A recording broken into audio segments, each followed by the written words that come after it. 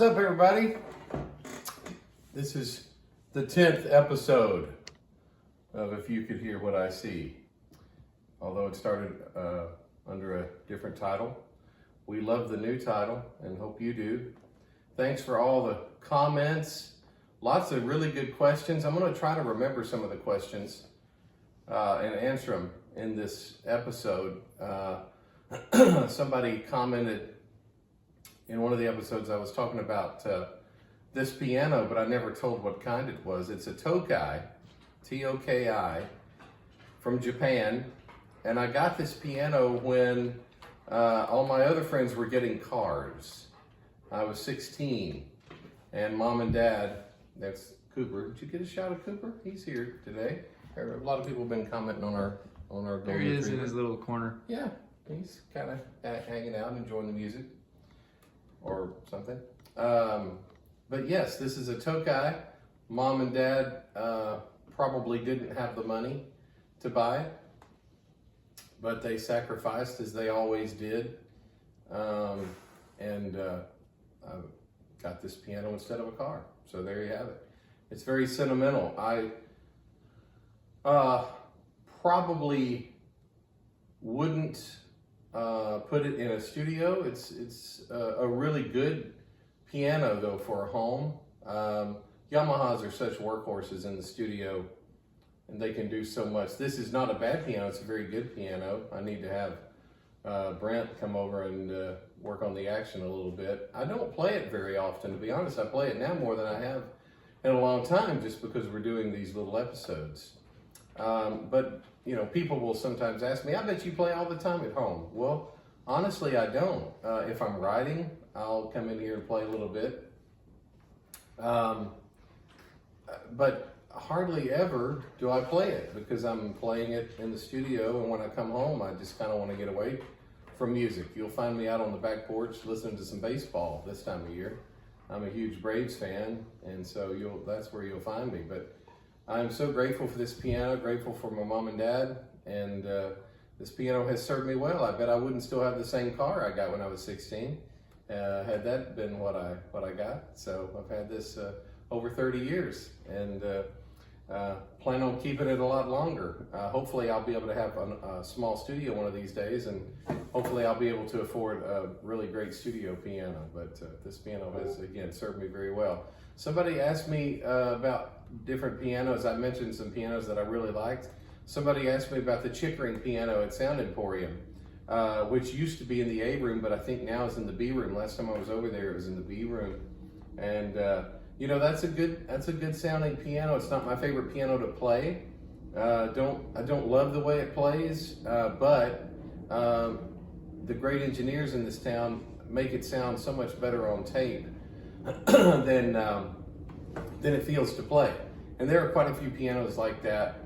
You'll I'm sure hear other piano players talk about that. You know, guitar players are so blessed because they can take their guitars, their rig, whatever, to the studios. You know, you can't really put a piano in cartage and take it somewhere. So, you know, that's why we like working in different rooms, maybe a little better than others, because of the piano. Somebody asked about how I like to record a Fender Rhodes. This kind of goes for Wurlitzers and Fender Rhodes. My Wurlitzer is, I can record direct out, but I also can record the speakers at the same time. So like a lot of times, I will take both and just see which one, you know, let the engineer decide which one he wants to use. With the Rhodes, I usually like to take, I mean, even the suitcase Rhodes, the speakers sound so good, but a lot of times in the track, they take up too much room if you're recording the speakers. It's just hard, even if you EQ it, it's hard to get all the boomy out, because when you take the low end out, you lose some of those other really great frequencies. So a lot of times I'll just take the direct out of the Rhodes, the stereo out, so I can get some of that good tremolo or whatever I'm using. And if you're just doing a track maybe where the Rhodes is really featured, then you know, certainly take the speakers, you know, if you've got a couple of great microphones. And it's in a great room. Sometimes the Rhodes is not in the most,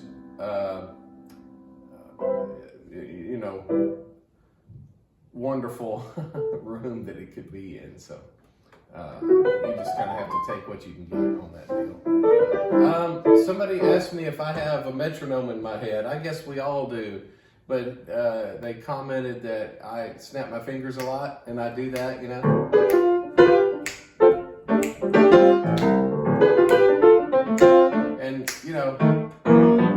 somebody said, I don't know how you take your hands off the piano and put them right back on. I imagine that a lot of people could do that, especially if they're not depending on their eyes, you know. Buddy Emmons told me one time that the legendary steel player told me that one of his greatest fears was going blind, and so he learned to play in the dark. And so maybe because I'm not looking at it, maybe I'm able to do that a little better. Somebody commented on the lead-ins and me talking about more of the songs that I played on and how we came up with the intro. And I thought we'd end this episode with one of those because Josh Turner just came out with a brand new album a couple of weeks ago. It's called Country State of Mind. Maybe it came out last week. Anyway, I've been wearing it out. We had a lot of fun making that album. I was grateful to be a part of it. I've worked with Josh since almost the very beginning. He's a dear friend and incredible talent. And he did a lot of his favorite songs. He did have some duet partners. One of my favorite songs on the album is I've Got It Made. He did with John Anderson. I just love John Anderson. I think he is just a piece of Americana and certainly country music history, but great songwriter as well as being a great singer. As Josh is a great songwriter. But he had lots of help. Chris Christopherson sang on it with him. It's just really cool. Chris Jansen, good dude. I really enjoyed working with Chris. A few years ago, we did several songs, but we did a song called Drunk Girl, which again, that's a story I'll tell one of these days. But that's a really cool song and a great message. Take a drunk girl home. And don't take advantage. But just if you see someone, just take them home. Make sure they get home safely. Tom Douglas, great songwriter, wrote that. And Chris, great talent. But anyway, Josh's album is killer, and you'll want to make sure you get that.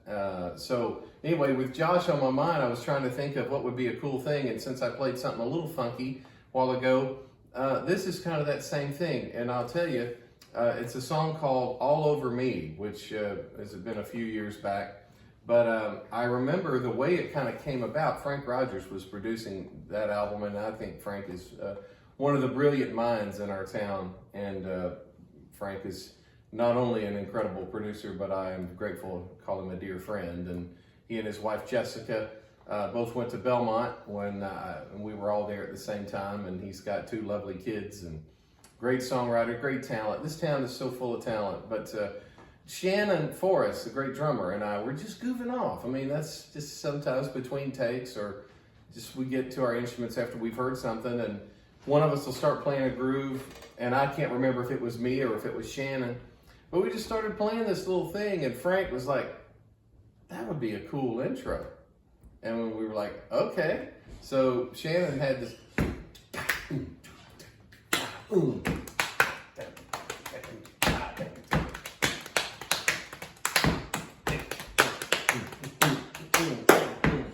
he had this really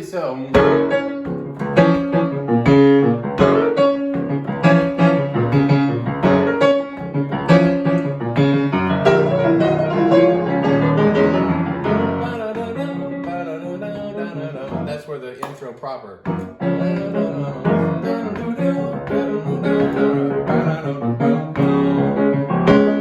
And then Josh just starts doing his amazing singing. That was a big record for him.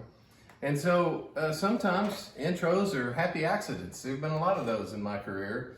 Sometimes you think something through after you've heard the demo, or they'll say, hey, we want this to be a piano intro. You know, kind of like, for instance, the Dan and Shay tune, Tequila. We knew that it needed to be something really simple. And so we just started using the changes, and I just started playing.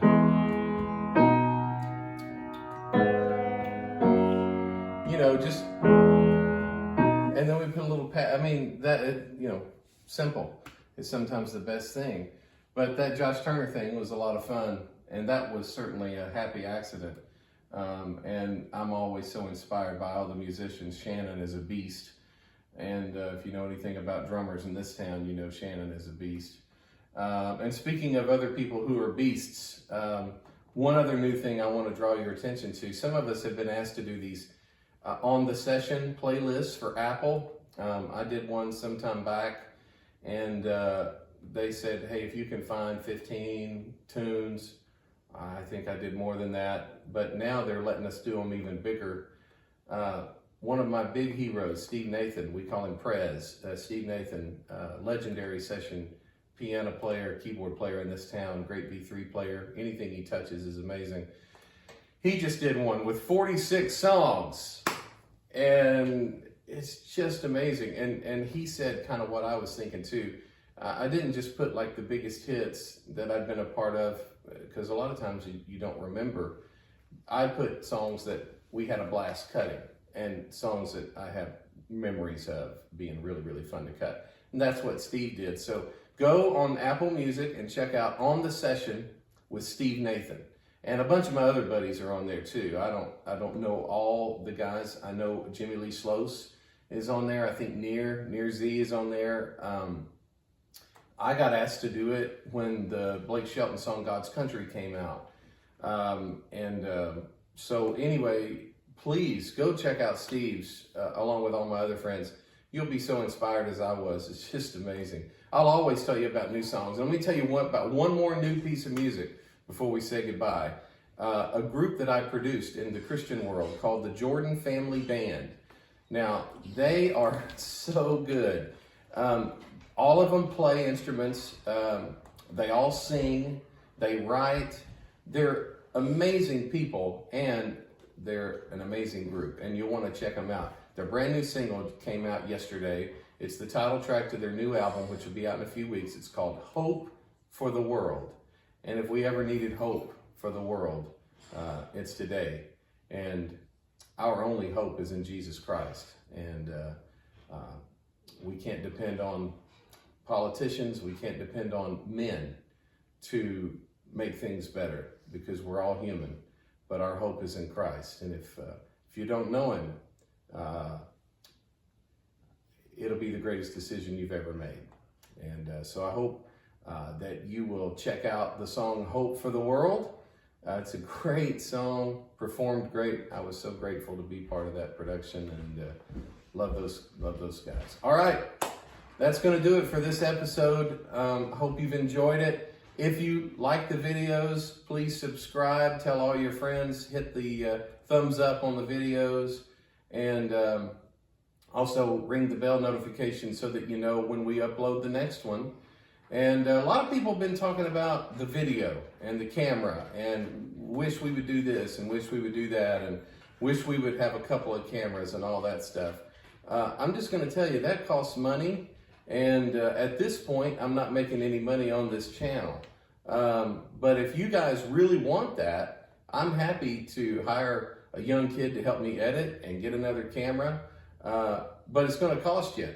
If you want it, my PayPal is gordonmote@gmail.com. If you want to put some money in that and help me up my game on the videos, man, I'd be most happy to. And one of these days we'll get this thing monetized, and we'll make a little change on that. I'd love to up the game. Just right now is not a good time monetarily, but if you guys want that, I'd be happy to do it if you want to help me pay for it. So there you have it. Peace and love to everybody. I hope you have a fantastic weekend. And hey, we're above 3,500 subscribers, so thank you so much for all the love, all the comments. Please keep sending questions. I'll do my best to answer all of them. And again, have a great weekend. God bless you all. See you.